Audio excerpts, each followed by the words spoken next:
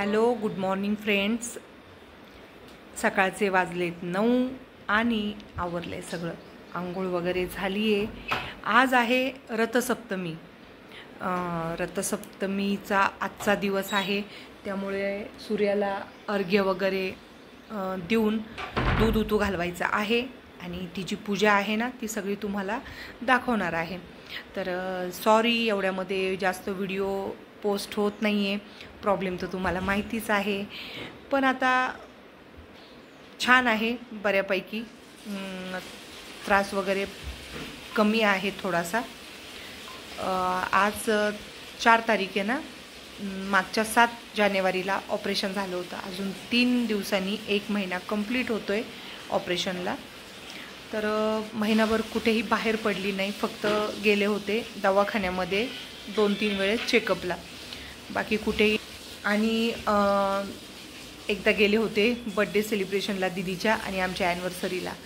तर त्यानंतर भरपूर त्रास झाला आणि आता जे काय सेप्टिकचा त्रास होता वगैरे तो नाही आहे.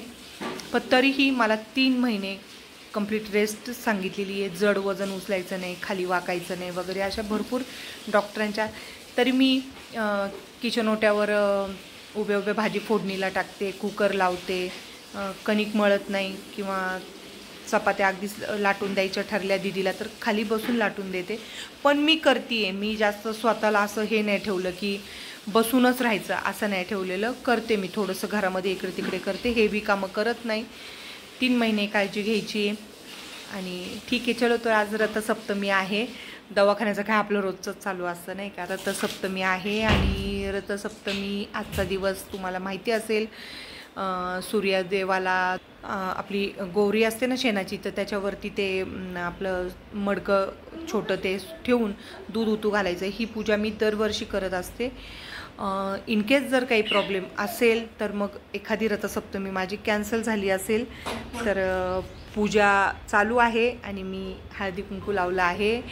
आणि मग आज जेवणाचं आपलं आहे खीर बनवणार आहे. मी अगोदर पुरणपोळ्या करणार होते पण कॅन्सल केल्या.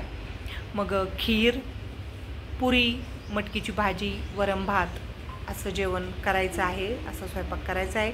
तर मग रथसप्तमीची पूजा आपण कशी करतो तीही तुम्हाला दाखवणार आहे.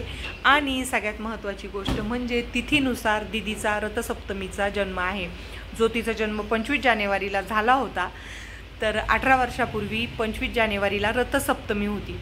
तर रथसप्तमीच्या दिवशीचा जन्म आहे तिचा. तिथीनुसार, तारखेनुसार आहे 25 जानेवारी. तर मग म्हटलं तिचा देवाला नैवेद्य पण होईल, आपली पूजा पण होईल, म्हणून मग छान असा जेवणाचा मेनू पण आहे आणि पूजा पण करणार आहोत.